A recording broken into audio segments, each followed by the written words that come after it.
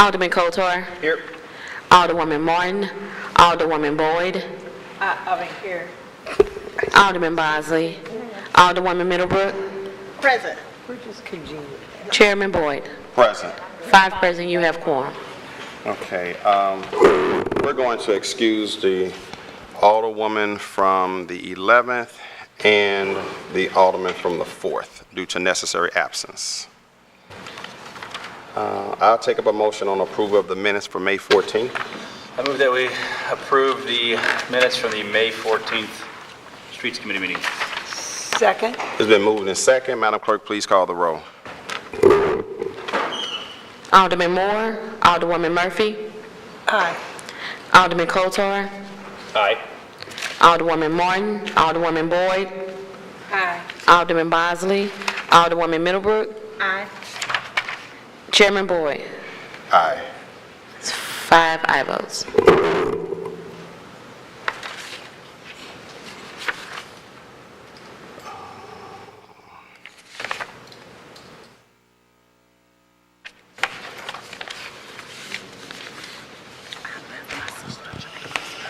I gotta pay attention.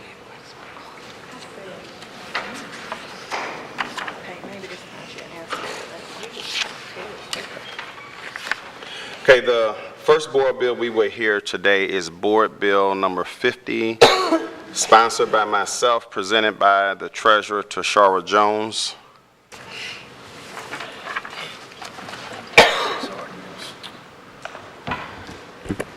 Good afternoon, members of the committee. I'm Tashara Jones, Treasurer of the City of St. Louis. Today we'll be presenting our budget, which you have in front of us. I'll turn it over to Michelle Smart, who is our CFO, to go through some of the highlights and lowlights of the changes between last budget year and this budget year. Michelle? Good afternoon. Good afternoon. And do you have any handouts? Just asking in case you do, so we can go ahead and pass those out. Because everyone does have a copy of the budget, though, correct? I think we do. But we do have additional handouts. Okay. I just want to preface before I get started, I am just coming back from medical leave, so depending on the duration of standing here, sometimes it's a little difficult, so I may need to sit down. I'm just letting you know. Okay. Welcome back. Thank you. So as far as I'll wait until Benj is done.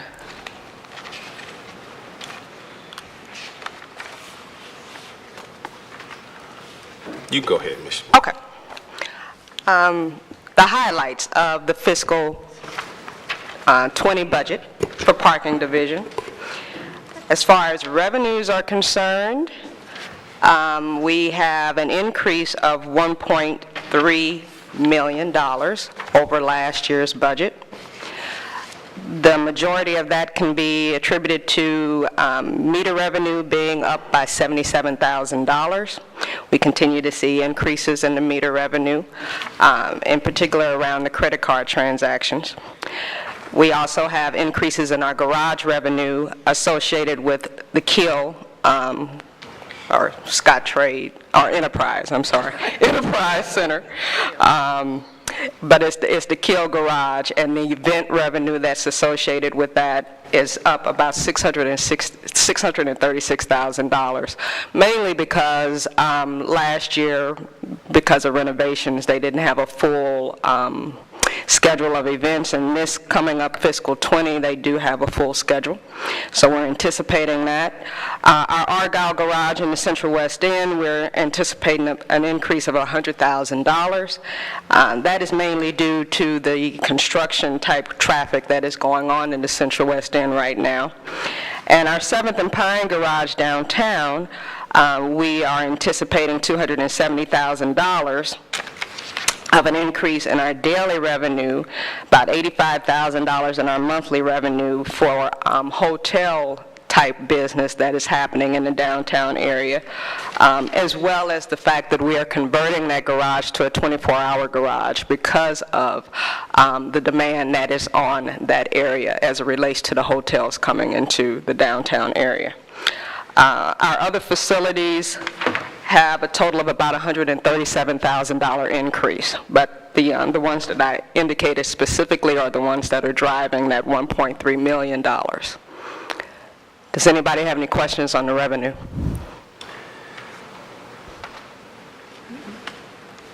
If not, Let me go down the road just real quickly, just in case.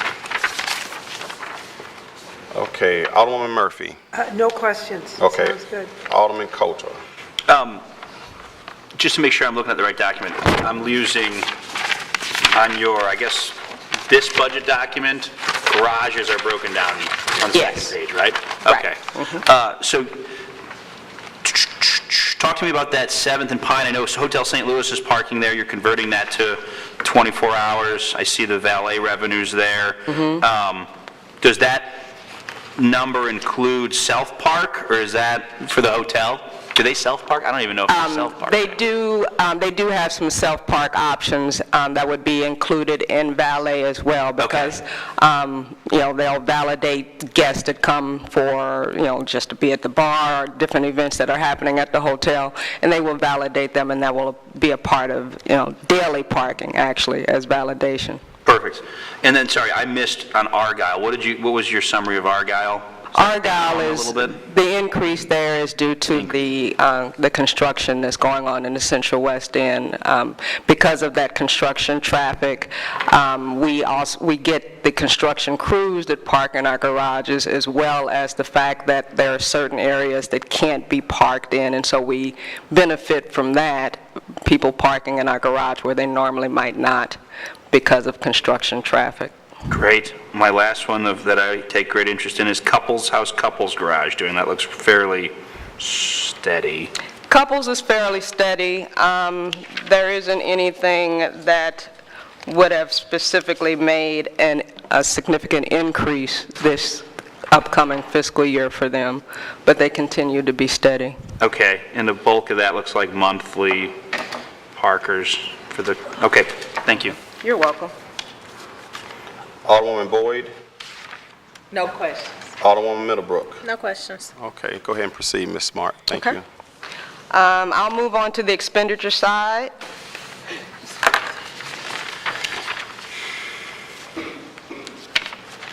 Our expenditures for this upcoming fiscal year, we are budgeting an increase of $705,000 associated with that.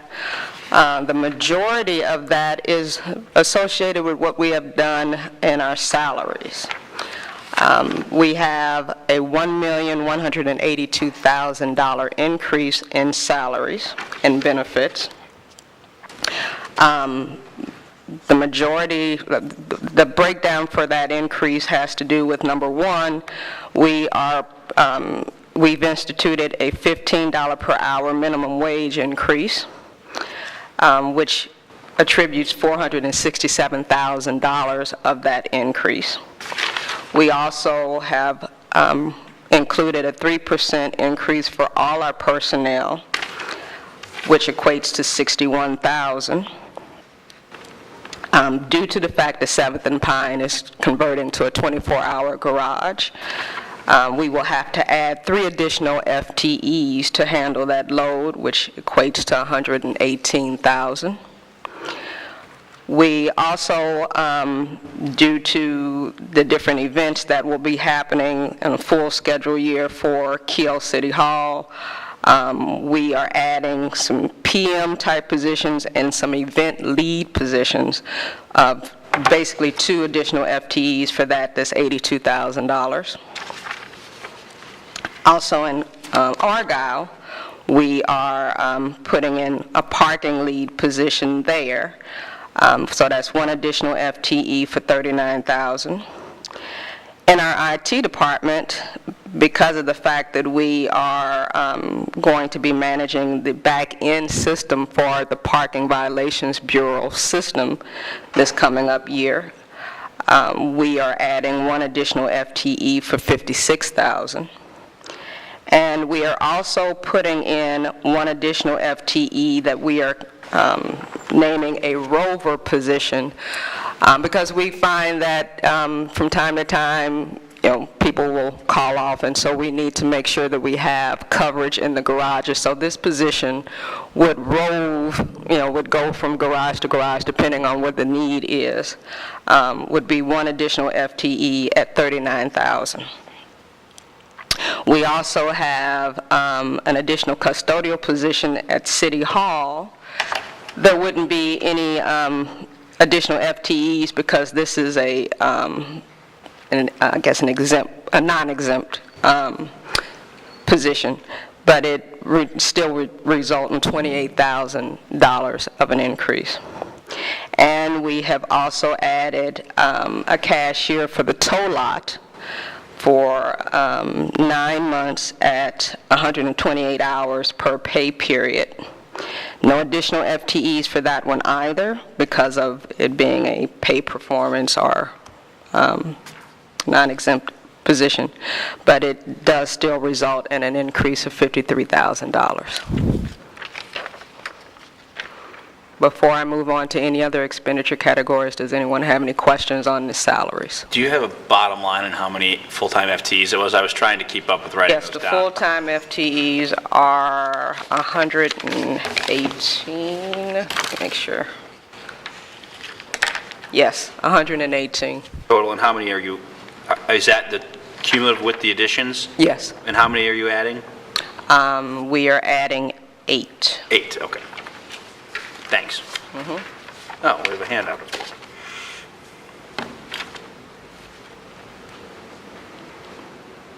If no other questions on salaries, I can move on, or?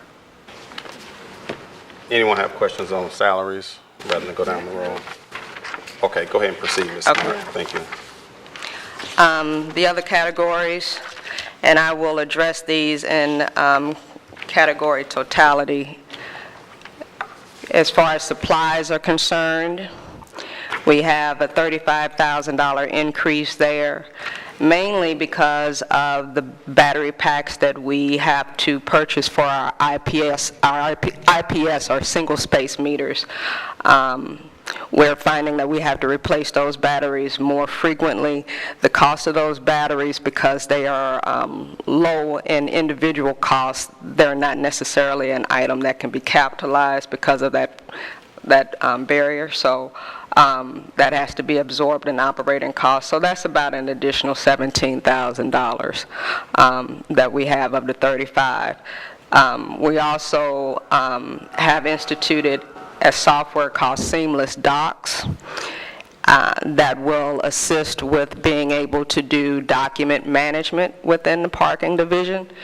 We purchased that this year, and so every year there will be an annual renewal of about $17,000. So you will see that in fiscal 20 as well. The other category, next category would be equipment and improvements. About a $38,000 increase there. And that is basically attributable to the tenant improvements that are in our property leases with our property management company, Gershman, which is in accordance with those tenants' leases.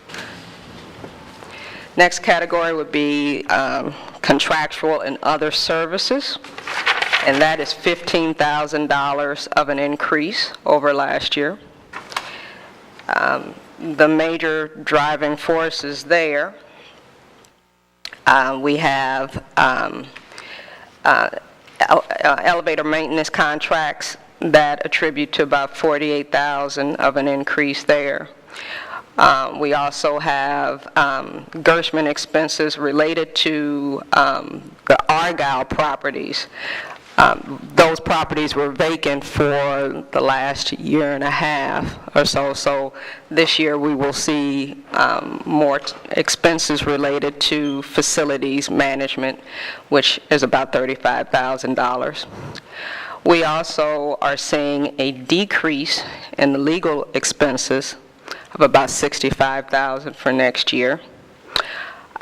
We're anticipating a decrease in professional services due to a decrease in the Gershman commissions related to our rental properties, and also decrease in the Brinks costs that we incur because of the decrease in coins and the more increase in credit card transactions, which come to about $75,000 of a favorability.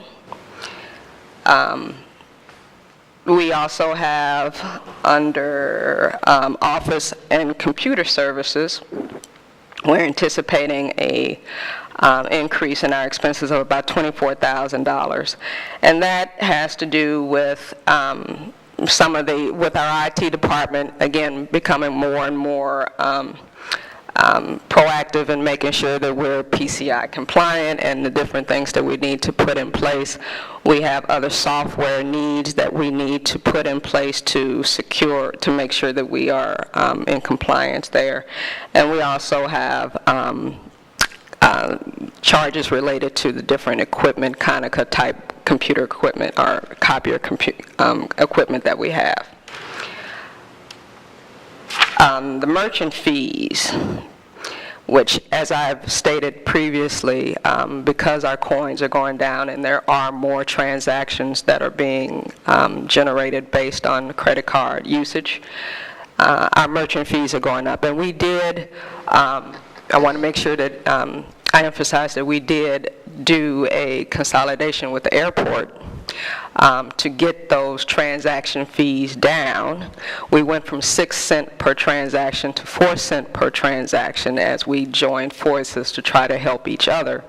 But because the number of transactions are going up, the merchant fees are still going up. So that is an additional $91,000 that we're anticipating for next year. And as well with the Park mobile app as it relates to the parking. Those transactions continue to rise, and we anticipate that being about a $71,000 increase. We also are anticipating that because we are in the process of negotiating our outsource contract with meter maintenance, we anticipate that there will be a savings there as a result of doing that, and we're projecting a $100,000 savings there. Because we have updated our fleet, and we continue to update our fleet, those vehicles require more routine maintenance to make sure that they are running adequately, and so we have anticipated $26,000 of an increase there. And because we have installed several cameras on our garage facilities, and we are also instituting a control center to oversee all garages for security purposes. We were using Hudson Security to go to go and monitor all the facilities, and we will no longer need to use their services to do that because we're now bringing that more in-house, and so that's a savings of about $67,000.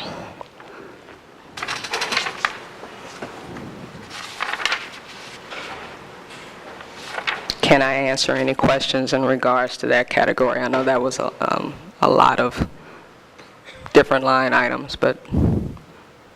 Any questions from any member of the committee on that line item? Question. Okay. Excuse me. Thank you for coming down. You feel okay? I'm doing fine. Oh, okay. Thank you. Let me check. You were taking this pretty fast, so I'm trying to dissect this. Okay. But it said, when you said fleet, you're talking about you all have automobiles? Yes, we Okay. have automobiles. So my question is, and this came up in another committee with another department, how long are you keeping your fleets? We have some vehicles that are, 10, 15 years old, so, or maybe even a little older. So that's why we started the process a couple of years ago of trying to replace so many vehicles each year, which we're continuing to do that. That's cool. But yeah. And so, because I can imagine those vehicles are costing you a lot on repairs. The older vehicles were costing a lot on Okay. repairs in some respects, but in some ways, we kind of, we would try to not spend a lot of money on them as well because they Right. were old. Right. But now, because we have newer vehicles, we want to make sure that they stay in stellar condition. And so there are maintenance requirements that we didn't have on the older vehicles. I mean, you don't have to take things in on a routine basis on an older vehicle as you do with a newer vehicle. So it kind of, they offset each other a little bit, but in some respects, at this point, some of that cost can be a little bit more. So are you all looking at, because I know you're trying to get rid of the old ones, so are you looking at yearly to just try to replace new ones? Okay, so that's what I want to know. Yeah. Okay, Yeah, thank you. we're trying to replace somewhere around 5 or so a year. A year, okay, so how many do you have total? Oh, that I can't say off the top of my head, but somewhere in the ballpark of 20 to 30. Okay, all right, thank you. Sure. Yeah. Alderman Cote. On the park mobile transaction fees, do you anticipate that fee going up, that per transaction fee going up this year? Did you The mention that? transaction fee stays at 35 cents, but But it's there's more going up because of the transactions. the number of Okay, transactions. but it's still the same 35 cents? Yes, it's still the same 35 cents. How long is that locked in? Is that number going to go up? It's a five-year agreement. All right. Which should be coming up, yeah, Next year? I'm just curious, because I know that's something, I think Park Mobile's great, it's a good service.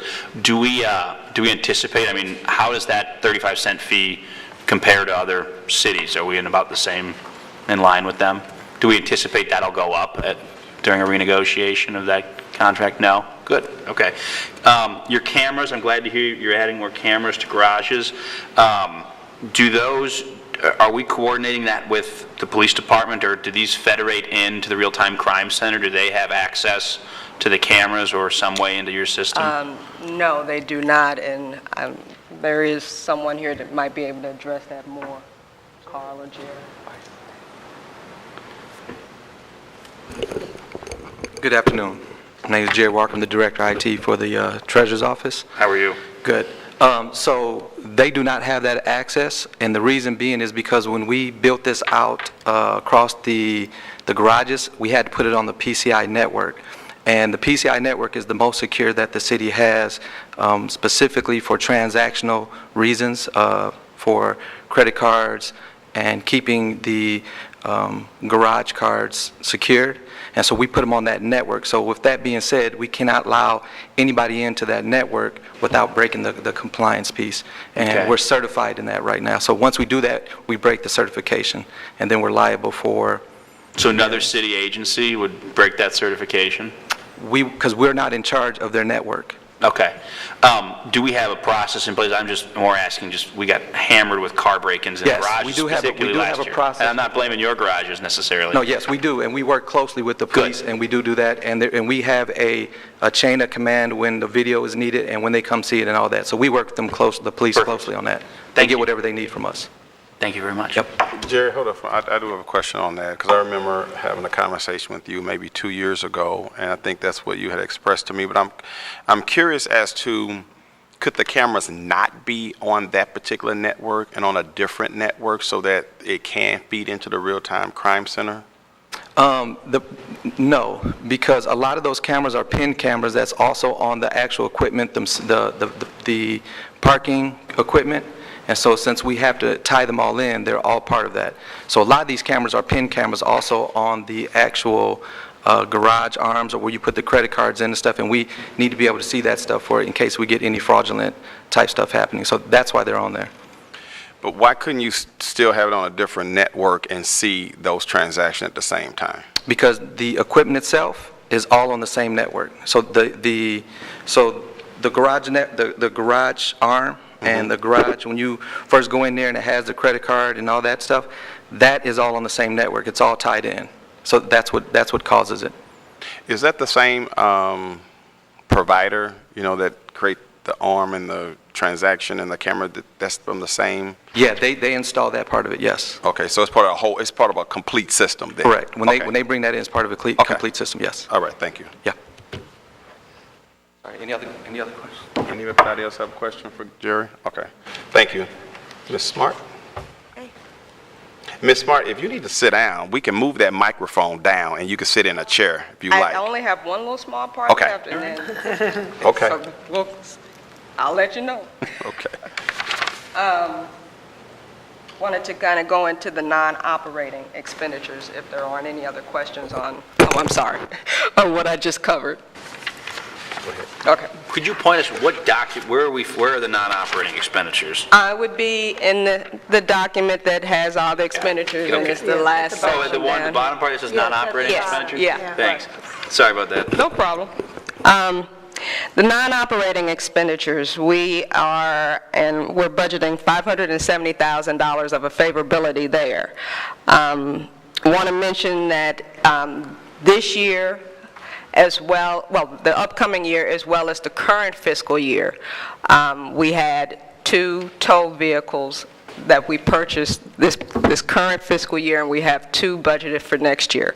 So it offsets in terms of a variance between the years, but I wanted to make sure that everybody knew that there are 2 additional tow trucks in there for this year. But in addition to what makes up the $570,000 favorability, we had an $800,000 expense last year associated with neighborhood stabilization officers that's not in there for next fiscal year. So that's the major driving force, but that comes down because OFE, which is a part of this expenditure, increased by $84,000 this year. And we also have an SLDC parking study and streetscapes in here for $200,000. But in addition, we have another favorability in there of about $56,000 that relates to the continued reflection of earned interest in the bond funds and the pledge returns that we do for the senior bonds. And that brings us to our total, as I had stated earlier, of an unfavorable variance of $705,000 from last budget. Hey, questions from the committee? Let's see, Alderwoman Murphy, No, not right now. Alderman Cote. Yeah, so you mentioned OFE, sorry, what is the increase in OFE? There's an additional position being added into OFE for this year, in addition to the mailings that we have to do every year. We're going to bring those in-house because we have the machines with the capability of doing that. Oh, no, I'm sorry. We're going the other way. We're going out, because even though we do have the machines to do the capability, that have the capability, the manpower isn't really in place to do that effectively. So we're paying to do that, outsourcing to do that annual mailing of the packages to all the students in the St. Louis Public School District. And we also have promotional items that we are increasing a little bit this year for more, for the students. Okay, so where do we get, and then maybe it's what I'm looking, that I just opened up, a breakdown of the budget of the Office of OFE? Is that an exhibit in the board bill? No. Where does that? So that's a part of the regular budget that goes through Ways and Means as part of the Treasury operations. So you just do a transfer, and that's the line items for that's included in there? Yes. All right, cool. And I'm assuming this is a summary of, this looks like a summary of the various... Program. The programs and the accounts. What are the balances of the accounts? How are we doing? We have over $950,000 in assets. Okay. That's total saved with parents' incentives and our contribution. The average contribution per family is about $28, which is standard in the children's savings industry. $28 per what period? Oh, I'm sorry, that's average savings for families. So since inception, we have over $950,000 in assets in the entire program. Okay. Thanks. But so wait, it's only 28, it's an average of $28 per child, or is that per family? What is that? So, I guess I'm confused. Let me back up. Okay. So we try to, some metrics that we try to track are the average contribution of each family. So the average contribution of families is about $28. They get $50 to start, and then we encourage them to deposit money into the account via match savings and the other incentives. Okay. And that contribution is averaging out to $28? Yes.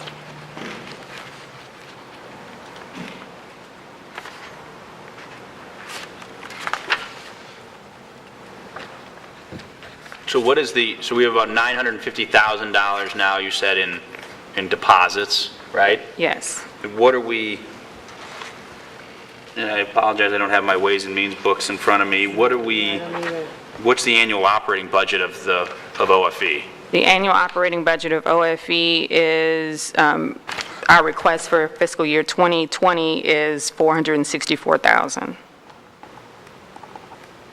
$188,000 of which is the deposits into the account, and 3 staff people and other overhead. Okay, thank you. You're welcome. Alderwoman Boyd. No questions. Alderwoman Bosley. No questions. Alderwoman Middlebrook. No questions. Okay, I'm going to ask that, I understand that in OFE, that information is in probably Board Bill 1 in the Treasurer's Office, but I think it would be helpful if the committee, because everybody's not on Ways and Means, and quite honestly, most aldermen probably don't even look at their budget. They just listen to the dialogue. Can you break down how many staff people are in OFE? 3. It's 3 staff people. And what are their positions? The Director of the Office of Financial Empowerment, and the coordinator for the College Kids Children's Savings Program, and we added an additional staff person this year because the program is going to be growing to 16,000 people, or 16,000 children, so we added a position for data entry and data management. Okay. So when you say it's growing to 16,000 children, does that mean that there's 16,000 accounts? Yes. Okay. This one. And there's also a position that's paid for by the nonprofit, what's it called? Operation Hope. Operation Hope. So that is it 4 people, or of the 3 people, one is funded by Operation Hope? That position is funded by Operation Hope in conjunction with contributions from banks and credit unions that we partner with. Okay, but is that position included of the 3 positions, or is it 4 positions? So no, that's not included in this budget. Okay, but it's technically 4 positions? Yes. Okay.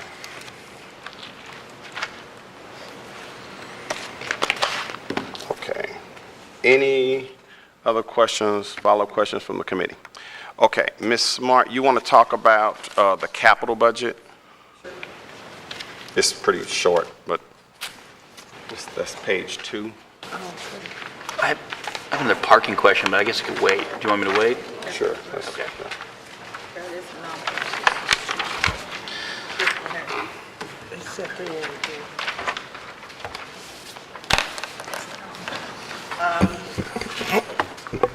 Thank you. The capital budget,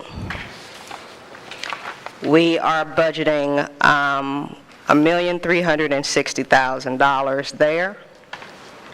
And what typically happens with that, this is an amount that we continue to utilize, spend down on, but then there are additional projects that we consider every year that we may add. This year, we anticipate we'll be rolling over $1,074,000. And we are adding 280 $85,000 for additional vehicles, as I had stated earlier, the continued renewing of our fleet. So we have that in there, which brings it to the $1,360,000 that we are budgeting for next year.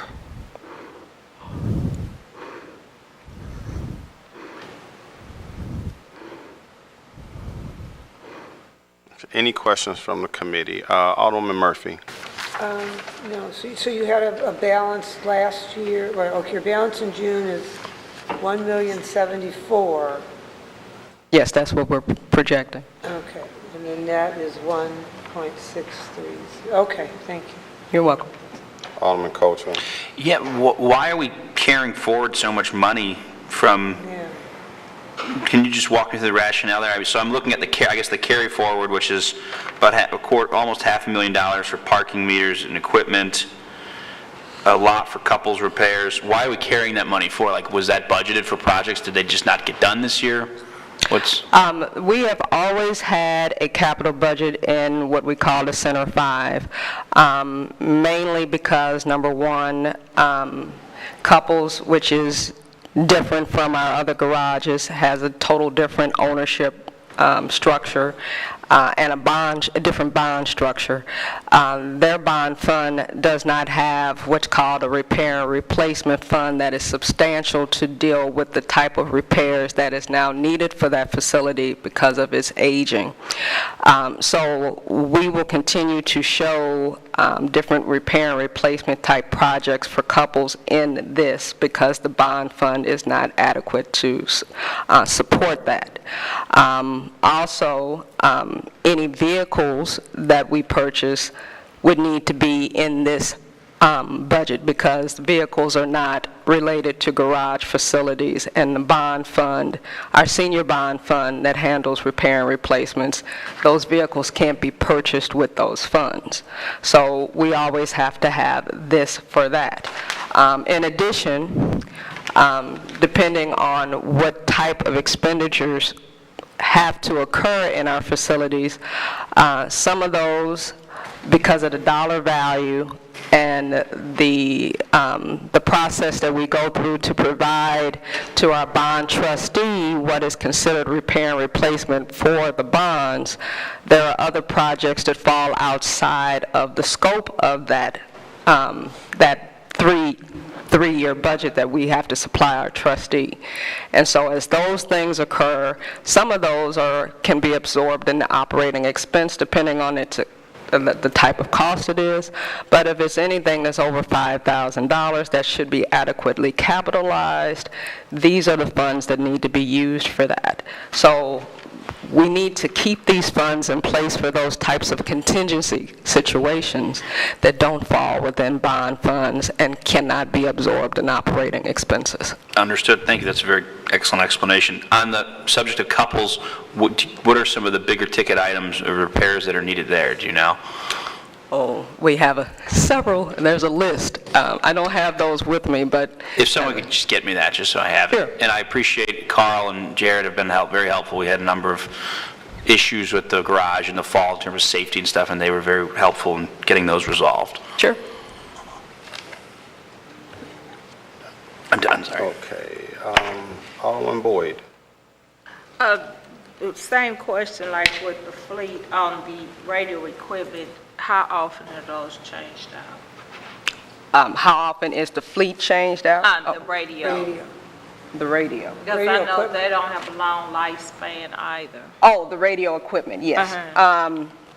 Yes, those, as we purchase different vehicles, and if those vehicles are associated with radio equipment, then of course those radios would probably need to be updated depending on their aging as well, because, again, old equipment that we're looking to replace. Okay, and how many would you say off the top of your head you have? I'm sorry, I really can't tell you off the top of my head. Okay. We've got, I'm sorry. Our fleet director, Roy White, works with the police department, so we have radios. Hello. Our fleet department. Carl, just go ahead and identify yourself because people couldn't really hear you from back Okay, there. Carl Phillips, parking administrator. Good afternoon. So our fleet, we have about 28 fleet in the parking division, and Roy White is the fleet director. He works with the police department and makes sure we have our radios are in sync with what they do. And so we have, I think we have a few excess radios. We always keep 2 or 3 radios just in case we have an issue. Huh? Oh, radios? Well, all of the vehicles, we probably have, I can get you the exact number. I'd just guess 15. All of the cars don't have radios, but I can just say 15. Okay. Yeah. All right, thank you, All right, thank Cole. you. Okay, Alderman Bosley, No questions. Alderwoman Middlebrook. No questions. Okay. Mr. Martin, I know we kind of talked about this before.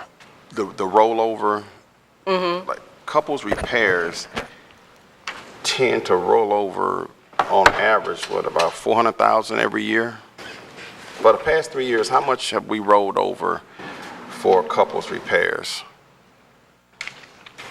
The past 4 years? Let's go to past 3. That is something I'd have to get you because I really don't know that off the top of my head. Okay. It was something I was curious about, and I've been working with Carl to sit down with him and go over the maintenance schedule, because it's just kind of eye-opening to me that we continue to roll over so much, huge amounts of money in repairs instead of really putting that money into repairs. And I know some of that could be just the bid process. Maybe you don't have anybody to do the repairs. I don't know, but it's. Well, again, it still relates to my my explanation as it relates to the bond funds and the fact that couples doesn't have an adequate bond fund. Right. And we know that there are several things that need to be addressed at that facility that would be way beyond the scope of a regular operating expense. So this is the means by which we have to take care of those because they really should be capitalized. No, I understand that, but if we're rolling over year after year hundreds of thousands of dollars in repairs line item, that means we're not doing hundreds of thousands of dollars worth of repairs, right? Well, there are certain repairs that, will cross years, or we might not get the opportunity to do it in a particular year for whatever different reason that our director of facilities and our parking administrator deems what's important at that particular time. But that doesn't mean that the money isn't needed. I mean, we have a listing as, I was asked to provide a listing for couples. When I provide you a listing for couples, you will see there's millions of dollars worth of repair and replacement that needs to be done in that facility. And so those monies will definitely be spent. If not now, it will be. For the past several years, it hasn't been spent. I guess that's the concern I have. We keep rolling it over when we know there's millions of dollars in repairs necessary. That's just not making sense to me. Well, there is a schedule of which those things will be done, and so, we're marching on that schedule. Okay, let me ask you this question. Where does the money come from to fund the capital budget? It comes from unrestricted funds. From the treasury funds? Unrestricted, our unrestricted funds. Of the parking meter fund? Of the parking division, yes. Okay. I just want to make sure there's a difference between treasury funds and parking meter funds. Right? I know it's kind of confusing because the treasurer is the treasurer, and there's a budget in bullet bill number 1. There's the treasurer, that's the parking supervisor, and the parking meter fund. Yes, this is the parking. Everything's from parking. Clear. Okay. Just had a few. So you mentioned about adding an FTE because you're going to manage the back-end system. And we're going to... If you don't mind. Let's go back and explain that again. I kind of got lost. Don't mind, I need to get a seat. So can I move? Okay, yes, ma'am. Oh, sure. Of course. Sorry, go ahead. Explain that process again. We're adding $56,000 for FTE to do the managing the back-end system. Jerry can probably best explain that. Okay, so the question is, who was doing it previously, and why does it make sense for us to do it now? Our prime contractor was responsible for that piece of it. We're bringing that back end in-house, mainly because there will be, in the future, a significant cost savings from it. And so it made more sense to bring it in, and the amount of service that we were getting from the prime contractor caused a lot of delays and issues and stuff that we needed to get done. And so we found that if we brought it in, it'd be more efficient with, after a full year of having it in-house would be a very significant cost savings to us. Okay. And I always believe as much can be done in-house, do it. That way you have, Total control. Yeah, absolutely. Yeah. But let me ask Thank you you. this. So there's an RFP out right now. I know it closed, and you and Carl are working on, I guess, the proposals. Was there something going on with the current provider that ties into, you're taking this on that's not going to be included in the new contract? Does that make sense what I just said? Yeah. Okay, so new contract, so the new contract that you're going to have, they're not going to provide that service because you're going to do it. Is that right? With this back-end system? So somewhat. So because when we first went with, when the decision was made to go with that system, from that time to now, which is close to 5 years, there have been, technology has grown leaps and bounds in parking. So what they could provide beforehand now is provided by other vendors at a significant, decrease in cost, and more of being able to house that internally and be able to manage it internally. So what we found was the system they had was antiquated and costly. Gotcha. Where there are a number of other vendors that can provide the back-end piece of it to us, and while the prime contractor now has both a proprietary back-end plus provides the administration of it, where we now can bring that in and be the administrators of it as well as the people who use it day to day. So you anticipate the new provider will be, that contract will be significantly less than? Yeah, because all they're providing is just like, it's the same thing as us contracting with Microsoft for Office 365.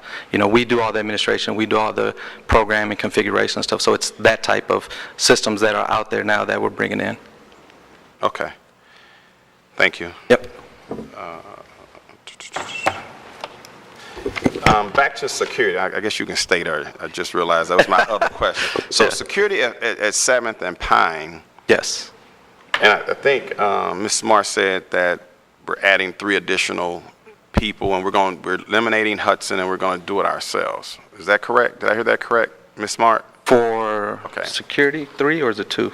Well, we're adding people to work the garage, but as far as the security was concerned, we're decreasing, we're going to have a favorability of about $67,000 because we're not using Hudson security. But yes, we are bringing that because we have an annex that we're Okay, so does that mean we're going to have our own security guards? So he can explain it because that's more on the operations side. Okay. And the reason I bring this up because I know I've been hearing a lot from people about the concern of the safety of our garages and security. That's what it comes from, is from the concern of that, and so we built that out to provide operations ability to have that in-house to provide a more secure for that particular garage. But I'll let Carl talk more. Go ahead, Carl. Yeah, so right now, we currently have security from 8 p.m. to 6 a.m., 7 nights a week. And then we come and we start at, is that 6, Frank? The manager starts at 6, so we basically have 24 hours right now. We want to continue that, and so we're going to add those night shifts with our security because the hotel is generating a lot of revenue, and it's a lot of people in the garage. So. And these are not armed security people? No, they're not. Okay. What do they make an hour? They're going to make Oh, 15. yeah, they're going to get the $15 if it's approved. Oh, so they're kind of like parking enforcement officers? We're going to use them to provide security, or is there a delineation between security and parking enforcement? There's different section. One is operations and one is director of parking. Correct. Okay. Then we're going to have a back office that monitors those folks, and we're tied into the Argyle and some other garages. So let me ask you this. Can you see remotely what's going on in all your garages at any time? Yeah. You can? Well, not, wait a minute, IT, so we have cameras, so, go ahead. Okay. Go ahead. So within the office, we can see all the garage cameras as long as you're within the office, because, you know, we have, for that particular position, we've created a room where there's a video room where that system is set up on that network I talked about earlier. Right. To view all the cameras. So not only are they going to be able to see 7th and Pine, but they'll be able to see any cameras that we set up for 7th and Pine, Justice. We added some at Kiel. We added some at Argyle, 9 North, and we've added some at Couples. So what that person will be able to do is real-time see if someone is going through the cars. And that person will also have access to, you know, he'll have the ability to call, you know, the police, get backup and all that. And even if we have someone else, you know, on standby at Argyle or something like that. So the purpose of it was so that we can get real-time when something is happening and make those phone calls to get, you know, police there, or, you know, or something of that nature. But yes, they can see it there. But remotely, I mean, no, we had to cut that off because it wasn't compliant. Gotcha. So, Okay, I want to go ahead and open it up for any just questions in general about the budget of Board Bill number 50. So Alderwoman Murphy, No any general questions? Not right now, no. Everybody asked mine. Okay, Alderman Cote. Sure. There was mention earlier of a parking study. You guys are helping pay for a parking study? Yes. Who's, In the non-operating expenses, there's $100,000 budgeted for the SLDC parking study. is that citywide or is that a downtown thing? What is it? Who's doing that? What is that?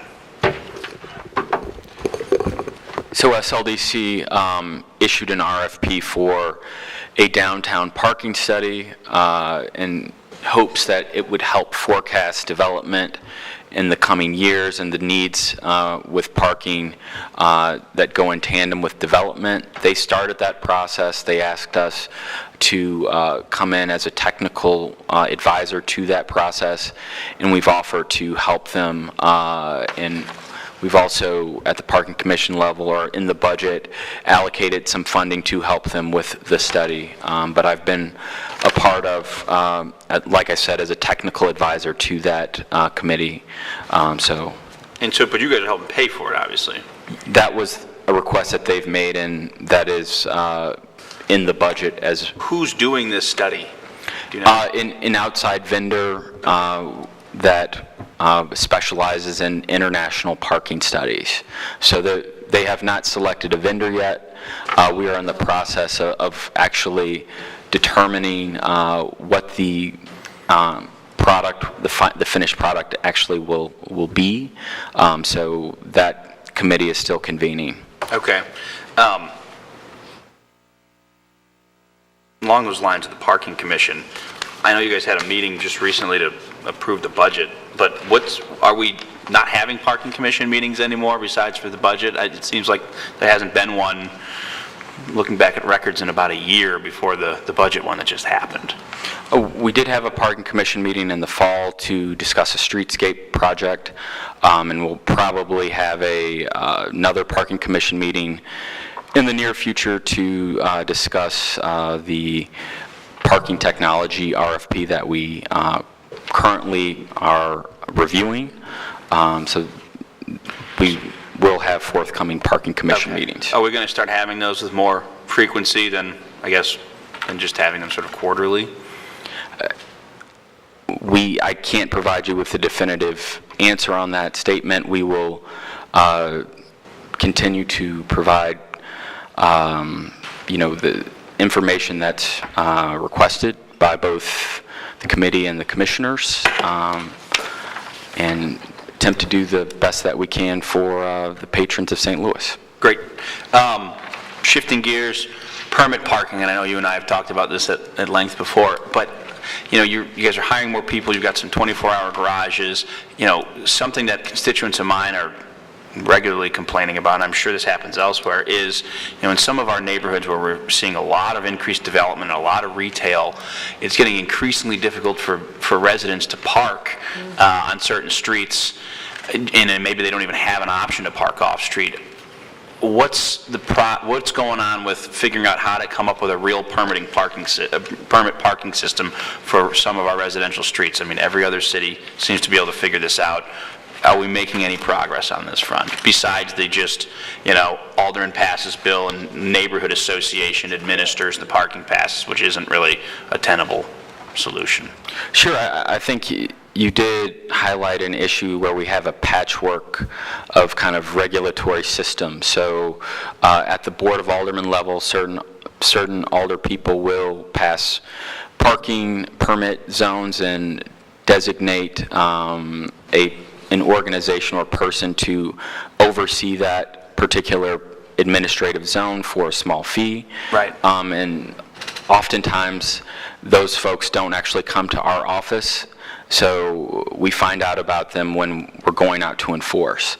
So I think there is an opportunity to bring some of those issues in-house, but it's going to require, I guess, some conversation with all the alder people about, what system they would like to see, because as you spoke to in your comments, sometimes they don't actually come to our office and make us a part of that process on the front end. Well, that's something I'd be happy to work with you guys on.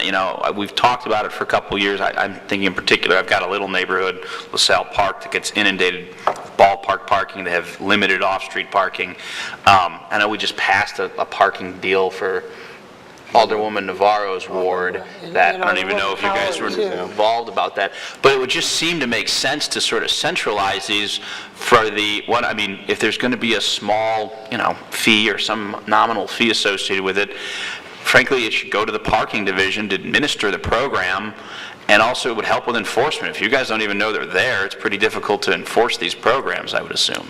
Well, yes, we'll monitor the Board of Aldermen and see that a bill is being perfected. And sometimes in their defense, the other alder people's defense, they want an administrator who is within their ward. So I know Park Central administers several parking permit programs, and they do so because people can walk there, or it's within close proximity to the areas that they are administering. But we do work with those large organizations like Park Central on the enforcement side. Well, and that's that's sort of the gold standard. I mean, they've got a real office, they've got professional staff to help with that. I would say the vast majority of my colleagues, including myself, we don't have, neighborhood associations with an office that can administer permit parking, and there's certainly a need in some areas.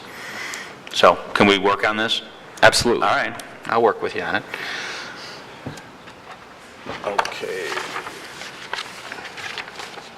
Alderman Boyd. Are you all are you increasing your, no, you don't call them meter maids, who writes the tickets? Parking enforcement officers. Yeah, are you short, or are you looking to increase, or? There's a lot of turnover in that position, obviously, because you're outside in the elements. So we always have at least 2 to 3 positions open due to turnover. Okay, and the reason why I asked is because what Jack's talking about, that's not what we're dealing with. Our whole issue is the frustration that my residents have. They'll call the police on street cleaning day, then they'll say, you need to call traffic enforcement. Then when you call traffic enforcement, and I realize the staffing is a challenge, because sometimes somebody comes right on and they pass the tickets, and then the other times nobody comes, and I think it's because of staffing. But the residents get frustrated because now you have a street cleaner that's coming over there, and they have to go around all these cars. And then when I'm riding the ward, you can tell where all these cars were where they couldn't clean. So that's why I was asking the question, are you all challenged with, those positions? Yeah, it is a challenge because that's one of the reasons why we're raising our minimum wage to $15, because people can find better jobs at better pay with less exposure to the elements, and don't have to be outside all the time. So it's one of the positions that turns over pretty frequently. Okay, all right, thanks.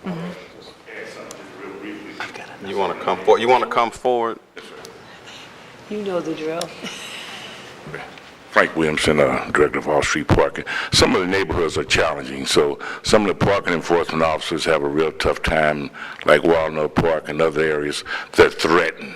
So you have to understand, you know, some of the people, when they go out to write tickets, a lot of folks threaten their lives, and they, you know, so they're very apprehensive of really writing tickets in certain neighborhoods because of some of the threats they receive. And so my thing on that, somebody needs to let me know if that's happening, because that's not acceptable. Yeah. And so if that And means as you that know, I the have police to- department is short, and even if they ask for backup, you know, it's just tough to get. So, And that's fine, but that's not helping the streets over there, and so. I'm just explaining to Right, you, no, Alderwoman, but what I'm saying, if what that's some of the issues happening, are, that's all. Frank, I need to know about it because I need to address it. Because, again, if it's stopping them from doing their job, then I need to get involved in it to stop that action, because that's not acceptable to me. Because at the end of the day, then like I said, when I'm riding through, I'm seeing where the trucks that went around, well, those people that's disrespectful to those signs, then I need to address that with them. It's not on your people, but it's on my people, right? And so, yeah, because I don't have a problem with holding them accountable. No, they have to move their cars. All right. Alderwoman Boyd, just to further address your point and Frank's point, we have ongoing conversations with our enforcement division. We want to balance their safety with making sure that everyone gets the services that they pay for. Right. So we've reiterated to them, if you feel unsafe, you have to report these issues to the police, or Right. you have to get the police involved. You can't just simply say you feel unsafe. You actually have to report it Right. so that either, you know, you're able to go and do your job, or that behavior gets addressed. So Right. it's And we a have to- continuous conversation that we're We have having. to hold people accountable. I'm not saying it's your fault, Right. but if people are doing that, we have to hold people accountable. We can't do that. Because I can't hold the street department accountable if they can't do their job, if people don't move their cars. I can't hold the treasurer's office accountable if the people can't write the tickets. So, you know, it's accountability all the way across the board. So Absolutely. I don't have a problem with telling me where it's happening so I can address it. Thank you very much. You're welcome. Any other questions or comments? Yeah, I want to piggyback on that. I'm going to ask Carl to come up to the mic, because Alderwoman, this is a sore topic with me as well. And Carl and I speak every month about this particular issue, and I would be surprised if anybody's being threatened on Rowan Avenue when it comes to moving their car. Right. But Carl and I have been dealing with some issues with somebody that's on a particular block that likes to fix cars and have about 20 cars on this particular block. Carl, in your experience, and I've called you on this, and you've sent somebody out there, Yeah. have your parking enforcement officer felt threatened when he went out there to write a ticket? How did that process go? So when we went out to the particular gentleman who was working the auto shop on this block, they didn't have any issues with that particular person. The director tells me from time to time in some areas that, you know, the officers are threatened. Too many people stand outside. They make comments to them. So the particular mechanic, there was no issue. We have to continue to follow up because he's still selling cars. Right. There are about 4 months in the year where there's 5 weeks in the month, and usually it's first, second, or third, or fourth, and we had some issues where we think that maybe they should be ticketed, but on those particular days, if it has 5 weeks, there's some exemption in like 4 months, so it's like 4 or 5 times a year. We will not ticket because it's not on the schedule with the city. Yeah. That's pretty, as Alderwoman Boyd said, that's pretty problematic if we have parking enforcement officers that's going out and they feel threatened to do their job. And I would really hope that, as Jared Boyd said, they would call the police. Yeah. Because that is outrageous and unacceptable, and we should not have to tolerate that, because when we do tolerate it, our constituents do not get the service that they deserve. Okay. So that is definitely something we need to fix. You know, you and I talk every month. Yeah. That's cool. I still have a purple car sitting out in front of my house on 3 wheels, and it did not get a ticket this month, and it's unacceptable. it's going to be towed soon, Okay, you know, but it's just unacceptable. We We'll shouldn't have address to it. go through this every month. okay, So, all right. thank you. Thank you.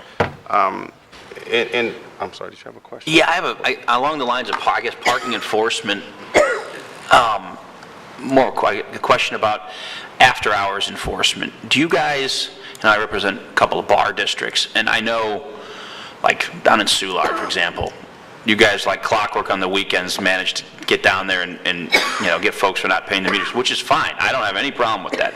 If folks aren't paying the meters, they should get a ticket. Is there any roving sort of parking enforcement at night for, I'm thinking more non-metered areas, because I think most of the meters end at 7, but like where people are blocking curbs or, you know, if they block a drive, generally we can get the police out there. But for the other infractions of which we see a lot of in some of my neighborhoods, some very curious parking scenarios. Do you guys have anybody to kind of cruise the neighborhood? So there's the smallest shift is 2 to 10 p.m., and that's where there's about 7 or 8 people on that shift, and they go to 10, so they can't enforce the meters after 7, but non-metered violations, yellow curbs, red curbs, driveway blockages, no parking zone, so we do have a small shift. I'll coordinate with you, maybe we can do a blitz. It won't make me very popular, but I think it might make the residents happy. Okay, thank you. Okay, let me ask Ms. Smart a question I should have asked some time ago, so can somebody? Okay, thank you.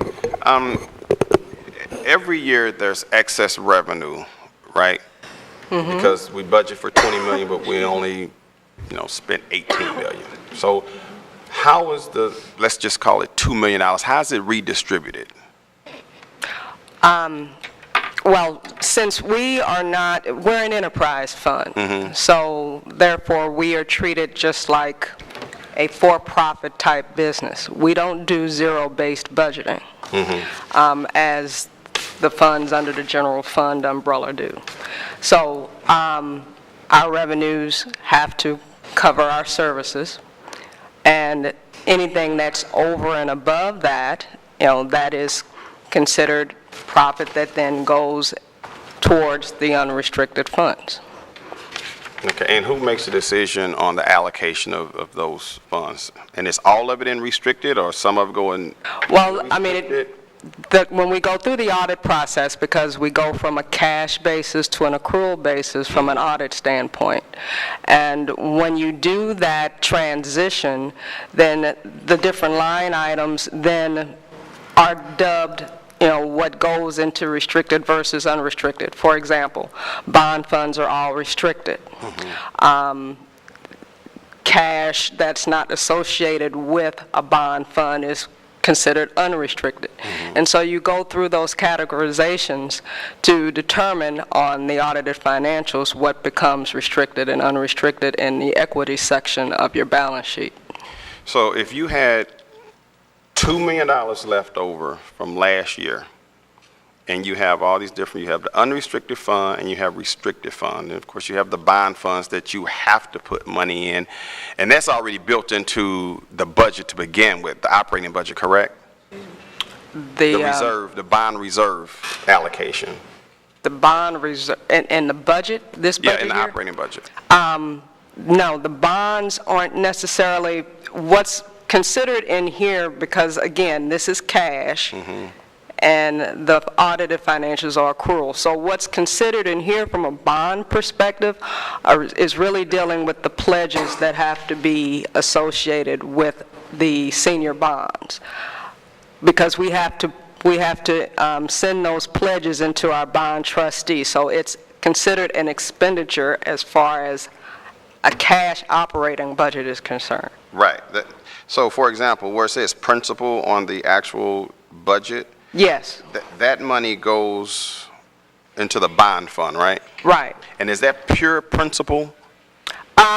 It's associated, it's a formula that's associated with expenses versus, revenue versus expenses. So every month we go through this calculation, and what that comes up with is then a pledge amount that goes into the bond fund. And then as those go through what's considered the waterfall in the bond fund, which has to go through all the different there's a whole formula associated with what's called a waterfall. When that all shakes out, then if there is money that we get back, we might get money back.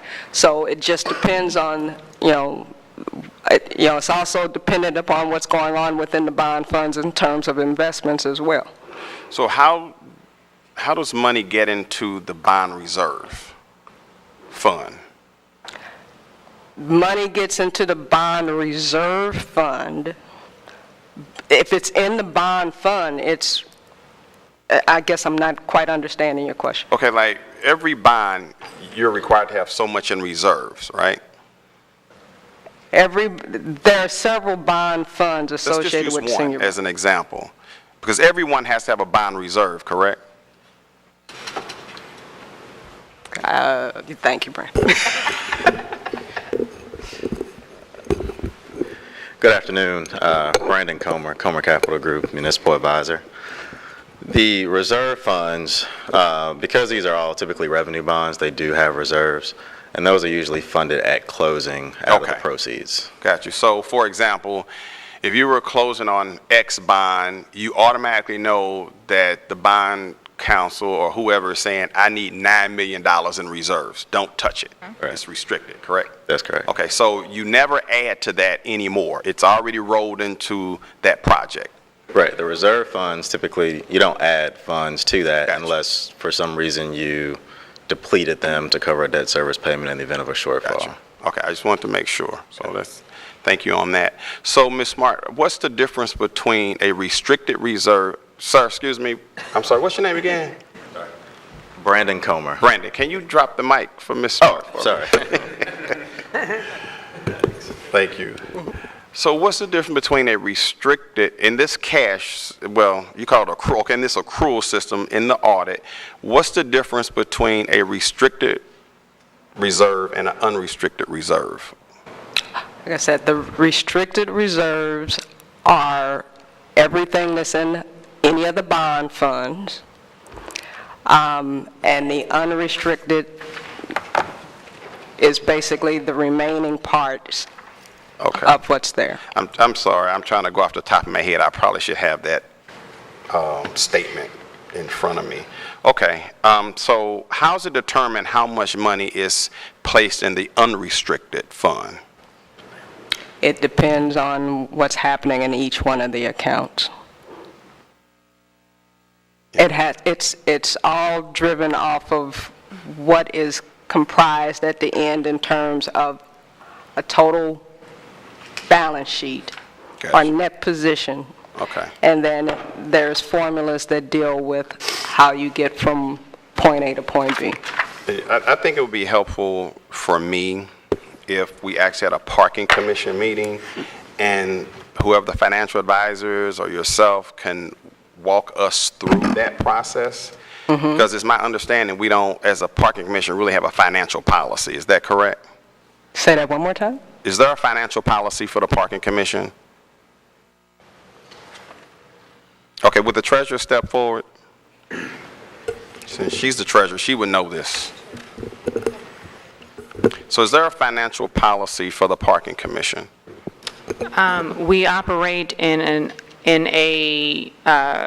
the assumption that we are stewards of public funds, and we make sure that we are being transparent and serving with integrity on the funds that I am charged to manage. Okay, so when it comes to putting money in the unrestricted fund, is that a financial advisor that makes these recommendations? I know Ms. Smart says there's some formula and all this stuff. Right, there's a formula. But somebody is recommending, right? There's a formula that goes, no. No, there's no recommendation. It depends, you have to put together the total financial package to come up with what your accrued statements are, and then the formulas just fall into place. Okay, so let me ask you this. Last year, it was $22 million in unrestricted funds, right? How did they get there? Where did that money come from? I see what you're saying. Where did it come from?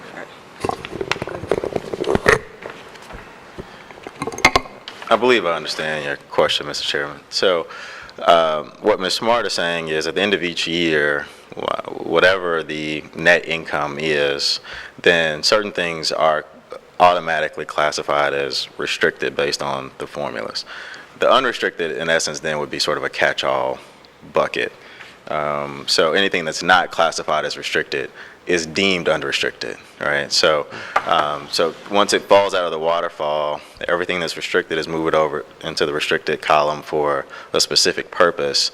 All of the remaining funds are therefore deemed unrestricted.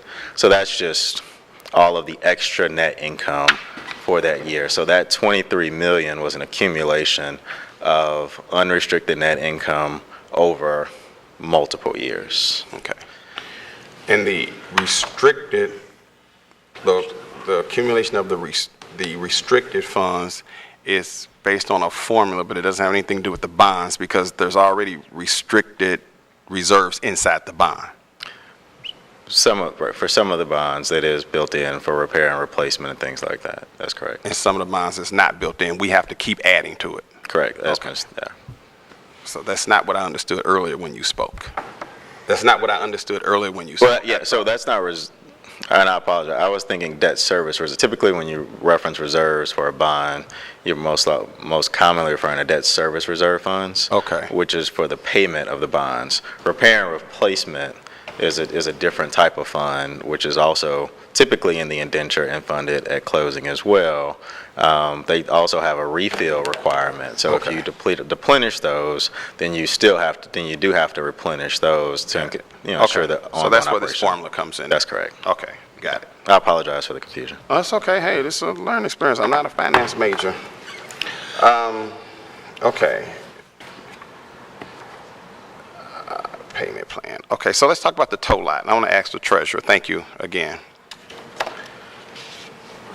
So the city is looking at, building a new tow lot facility because we're pretty much busting at the seams on Hall Street. And it's your commitment that nearly $4 million will be pledged to support building that facility, correct? We discussed this in the last Parking Commission meeting, and my recommendation was to finance that project. Yes, that's fine. I just wanted to make sure that we were still together on that. Yeah. Okay. Now, we also talked at the last Parking Commission meeting about a payment plan for people who have several tickets to kind of keep them from being booted as fast. Have we come up with a policy for that yet? No, because that is contingent upon the installation of the new software that Mr. Walker spoke of. Okay. Once that software is installed, which we anticipate by the end of this year, beginning of next, then we'll be able to establish a policy on how people can set up payment plans and what that would look like. Okay. And last year, we had 2 parking commission meetings, but there's an ordinance that requires us to have a parking commission meeting every month, and that didn't happen. Do you see any reason why we will not be having parking commission meetings moving forward July 1? Monthly meetings are on hold until the state appeals process is complete. And also, I'm not in favor of just having meetings just to have meetings. We don't have much business to discuss. So we will have meetings as we have decision items for the Parking Commission to weigh in on. But the ordinance requires us to meet monthly, so is it your intent that you would just willfully disregard the ordinance? Monthly meetings are on hold until the state appeals process is complete. And the Parking Commission is a body made up of, depends on who you talk to. Right now, there's a judgment that there's only 3 members, which is the treasurer, the chairman of streets, and the director of streets. And the other party would suggest that it's 5, which includes the comptroller and the parking administrator. Nevertheless, no matter whether you're looking at local ordinance or state statute, the Parking Commission is required to follow local ordinances, bar none. And so if the city of St. Louis creates an ordinance that says the Parking Commission shall do something, that's law, correct? I guess so. Okay. So I'm a commissioner, And I feel, in the spirit of transparency, that having monthly parking commission meetings give us a chance to be educated, as we were just educated today, about the finances. I think, and let me give you reasons why I think it is important to have monthly meetings, because, you know, we may want to know how the revenues are working out. You know, are we up or down? You know, are there any shifts in policies that we need to create? I don't know many bodies that meet on an ad hoc basis. You know, there's pretty much a standing meeting that bodies meet on. And if you don't have much to talk about, it's 5 or 10 minutes. That's great. You know, a lot of times people have too many meetings to begin with. But I think it gives us a chance to share information, to even create better policy. So if we want to be transparent and we want to be held accountable, meeting monthly gives us an opportunity to do that. Would you not agree? Again, monthly meetings are on hold until the appeals process is complete. But that's you as the chairman making that decision, and that's not the will of the whole body, right? I believe it's not the will of 4 out of 5 parking commissioners not to have monthly meetings. You tried to bring that up in the last meeting, and Commissioner Wilson was going to amend your motion. Right.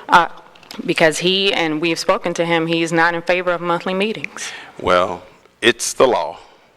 And the expectation is that we will meet monthly. And I'm not sure how we as elected officials can just decide that we're going to willfully disregard a law because we feel it's frivolous or whatever. I mean, it is what it is. And if we're going to be held accountable, we must follow the law, as we expect people that don't move their car on parking enforcement day, on street sweeping day, to get a ticket. They can't say, I just think the city is harassing me and I don't want to move my car. You know, they have to follow the law, correct? Well, might I remind you, we wouldn't be in the state appeals process if you hadn't joined the lawsuit. That's not, the appeals process has nothing to do with how we govern ourselves today. We still have to govern ourselves accordingly based on the current law, notwithstanding whatever the courts, going through the court system. We still have laws that we have to abide by, right? That is correct. Okay. So your position is we will only have parking commission meetings when you feel like it. Is that right? Monthly meetings are on hold until the state appeals process is complete. Okay. All righty. Anybody else have any questions? I do. Comments? Okay. I do, Mr. Chairman, thank you. We covered this a lot, I guess, and then never actually talked any numbers. What is, as we sit here today, what's the balance of the unrestricted fund? Balance of the unrestricted fund. I know you guys did make a sizable transfer last year to general fund, but what is the balance now? We will not have those final numbers until we go, because again, we have to go from a cash to an accrual to get to that. Can you just give me a ballpark? From, as far as a ballpark is concerned, I would say it would be at least 18 million, 17, 18 million. And then my follow-up is, and if you don't know the figure right now, if again a ballpark, what are you guys transferring per your formula to the the city's general fund this year? Based on the budget that was just presented, Oh, sorry, it's probably in there. we are anticipating $984,000. Okay.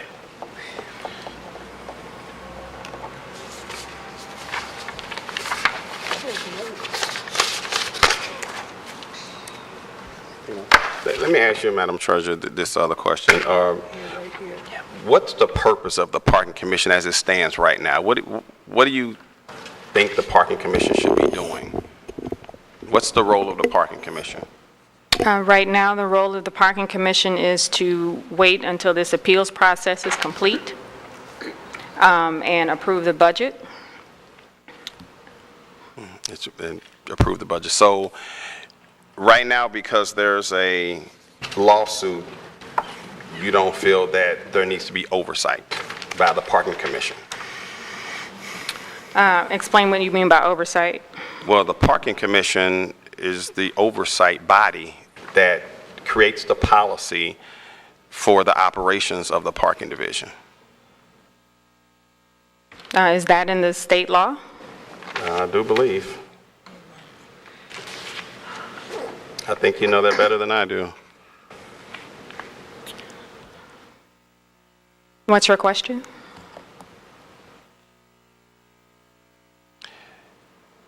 The oversight of the parking commission, is that irrelevant right now based on this litigation in your mind? I've been advised by my attorneys that monthly meetings are on hold until the state appeals process is complete. Okay. Well, I'm going to offer this amendment to Board Bill number 50. Can you pass this amendment out for me? Amendment number 1 to Board Bill 50 is basically an amendment that is part of the board bill from last year. It's not, shouldn't be very controversial. It's something that we did last year. And basically, it creates a section 11. It adds a section that says all line item budget modifications and travel shall be pre-approved by the Parking Commission. Any payments required by the appropriations herein shall be made in accordance with the policy and procedures imposed by the Comptroller. The Comptroller shall not issue payments or reimbursements for budget line items that exceed appropriations without a budget modification approved by the Parking Commission. And I will open it up for discussions with the committee.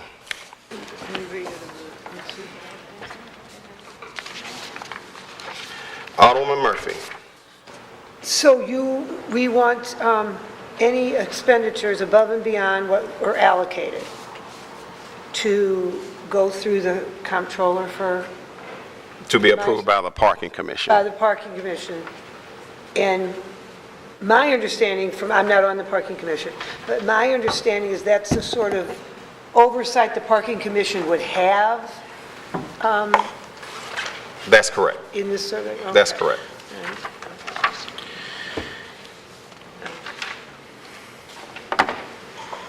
Are we discussing the amendment? Yes, we are, and we're on. And I just needed some clarification. It seems fair if we agree on something and then we go above and beyond what we said, that it should be okayed by someone, like all of our budgets are. Okay, that's all. I was just. Alderman Cote. Yeah, I mean, doesn't look like you spent your travel budget last year anyway. But I mean, this is really similar, I guess, to sort of what happens with E&A when we do fund transfers for various departments. I mean, money does get moved around during the budget year sometimes. So I would support this amendment. Alderwoman Boyd. This is my question. This amendment that we put it in here, is this something that's been going on or is stopped and started, or has this always been questioned? Okay, I guess what I look at continuously in the city is accountability. So my question is this something that is in notes or laws or something somewhere to say that this should be happening anyway? That's my question. Well, good government accountability, and there are always checks and balances that we should have. When I became chairman of streets a couple of years ago, I noticed that expenditures have been made through the parking division that never came back to the Parking Commission. And there were expenditures made in excess of what was originally approved. And before the lawsuit, the state statute clearly says that all modifications to the budget shall be made, with the approval of the Parking Commission, as well as the 40% transfer of revenue shall be made with the approval of the Parking Commission, which doesn't happen. The treasurer just talked about that. Well, Ms. March said $900,000 be transferred, which is great. The city needs that money. The problem with that is it never got approval by the Parking Commission. It was unilaterally decided by the treasurer to just do acting upon herself under the guise of, I'm not going to say under the guise of a lawsuit because it was happening before the lawsuit. And therefore last year, or year before last, I instituted the policy within the budget board bill that all modifications shall go to the parking division, and all travel shall be pre-approved by the Parking Commission. It gives the Parking Commission the opportunity to know why staff is traveling, what the benefit is to the city of St. Louis. And it speaks to again, reasons why there should be parking commission meetings on a monthly basis, not on an ad hoc basis. I guess if I could address some of Cannot. the points. Okay. Thank you. Okay, so what you are saying is now you want to put this in, this bill to say that they have to come before the commission for, walk me through, for travel? Yeah, it's real simple. If they want to travel, there's a parking commission meeting that needs to occur, and they present it to the parking commission. Chances are, parking commission says, okay, great, but there's dialogue about why there's travel necessary and what benefit will it be to the city of St. Louis. Alderwoman Boyd? Hold on 1 minute. My question is this. So since I'm hearing that you all can't have parking commission meetings because of whatever, because what you all said, you can't, because you're in court, so you can't have parking commission meetings. So that means whatever business of transferring dollars and the treasurer going to any trips will be halted because you won't have meetings. Well, that's the treasurer's discretion. She's saying she's not going to have any meetings, so then they may not travel. But the money is being appropriated right now for travel, but you got to come before the commission before you travel. And if I could add, Chairman, I mean... Wait a minute, no, let's just let Alderwoman Boyd has the floor right Okay, now. I was just trying to get clarity because it seems like it's kind of kooky to me, but, okay. I hear what you're saying, but it's not making sense because back to checks and balances, to me, and it's just me, this should have been back years ago in a bylaws or bill to say the treasurer should come before the commission. You know, what you're saying now, this should have been done years ago. Correct. Okay, all right, that's all. Alderwoman Boyd? Treasurer, you're not recognized. Thank you. Alderman Cote. No, I was just going to add to Alderwoman Boyd's comments, you know, whether or not they can have meetings. I certainly wouldn't disagree that you shouldn't discuss the ongoing litigation between the treasurer's office and the city at these meetings, but clearly you can have parking commission meetings. They've had two. They had one last fall, as testified, and they had one a couple weeks ago to pass this budget. So I mean, you can have the meetings. I think it's more a matter of not wanting to have the meetings. So I'll support this amendment. Alderman Cote, I think that's very well said. Alderman Bosley. I don't have any questions. Alderwoman Middlebrook. No questions. Okay. I move for adoption of amendment number 1 to Board Bill number 50. Second. It's been moved and second. Madam Clerk, please call the roll. Alderman Moore. Alderwoman Murphy. Aye. Alderman Kotar. Aye. Alderwoman Martin. Alderwoman Boyd. Pass. Alderman Bosley. Aye. Alderwoman Middlebrook. Aye. Chairman Boyd. Aye. Alderwoman Boyd. Aye. 6 aye votes. So now what's before us is Board Bill 50 as amended. I want to say that I want to commend the treasurer for increasing the salaries of parking enforcement officers to $15 an hour. They are certainly staff people that I appreciate. They are out in the hot sun at 99 degrees if need be. They are out there when it's minus 10 degrees if need be. This raise is certainly a long time coming. The Parking Commission had no problem voting and supporting it, and I'm happy to see it happening. So I want to thank her for that. And with that being said, I'll entertain a motion on Board Bill 50 as amended. I move that we adopt Board Bill 50 as amended with a due pass recommendation. Second? Previous roll. The second, any objection to previous roll? Board Bill 50 as amended pass out of committee with due pass recommendation.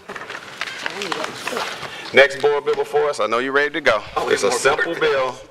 Got another one. Alderman Moore has a bill. That would be Board Bill number 49. Alderman Moore's not here.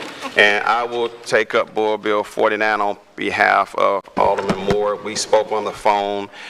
What he's doing is he is doing an honorary street name of Johnny B. Furr Way, which shall begin at the intersection of Cote Brilliant and Annie Malone Drive and run east on Cote Brilliant Avenue to the intersection of Cote Brilliant and Whittier. Mr. Furr has certainly been a great institution in the city of St. Louis. He has done a lot of charity, a lot of volunteering. He is certainly worthy of this honor. I'm just a little disappointed that it's being done on a street where no one lives on. So there's no signature petition requirement because there's nobody to get a signature from because nobody's living on that particular block. But this is the will of the alderman from the 4th Ward, and he knows I'm a stickler for signatures, but we talked about it, we looked at it, it just didn't make sense to get signatures from vacant lots of LRA. So I'll entertain a motion on Board Bill 49. I move that we adopt Board Bill 49 with a due pass recommendation And and I request second. previous roll. It's been moved and second. Hearing no objection to previous roll, Board Bill 49 comes out of committee with a due pass recommendation. I was going to give you a hard time. Committee adjourned. I was going to give you a hard time about those signatures. No. Yeah.